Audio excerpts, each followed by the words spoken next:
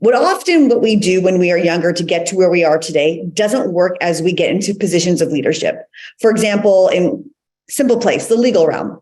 In the legal realm, when you're a junior, you are a note taker. You don't not give orders and you do not represent people, essentially. As you move up, you then become the order giver. You don't take the notes and you're no longer an order taker, as that sets your career back.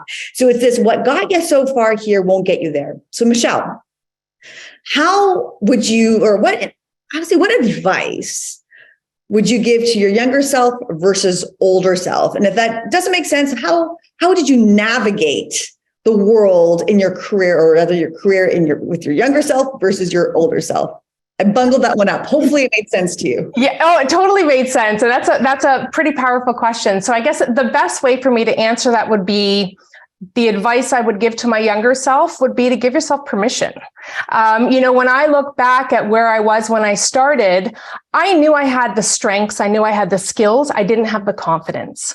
And I was constantly looking for the permission to stand out or the permission to be front and center. And so my personality style is, let's just retreat and be a supporter. And so I spent a lot of years in the background, helping other people shine, doing the work, but really inside wanting to have that validation, wanting to have that acknowledgement, wanting to be recognized for the work that I put in, but I didn't give myself the permission. And I think, we can tear these things apart in so many different ways.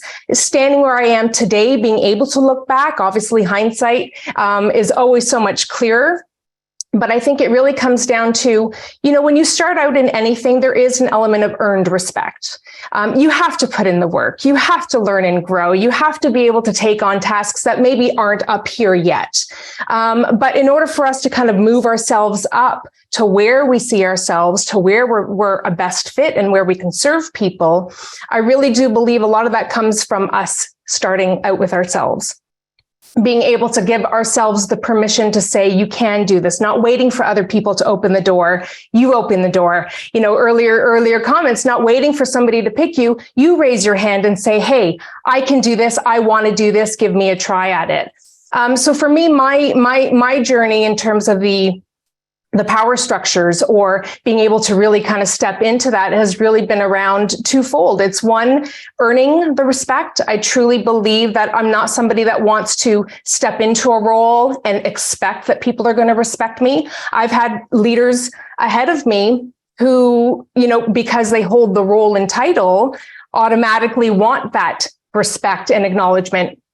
And I do believe, whether that's traditional side of me or not, that there is an element of earned respect, that you do have to do the work and put in the time and be able to have the results to show for it. So I think it's twofold. I think it's one, being able to earn the respect, earn the position, do what needs to happen, needs to have happen for you to get to where you want to go. And the second piece to that is give yourself permission, because you deserve to be in all the same rooms as other people if you allow yourself to be.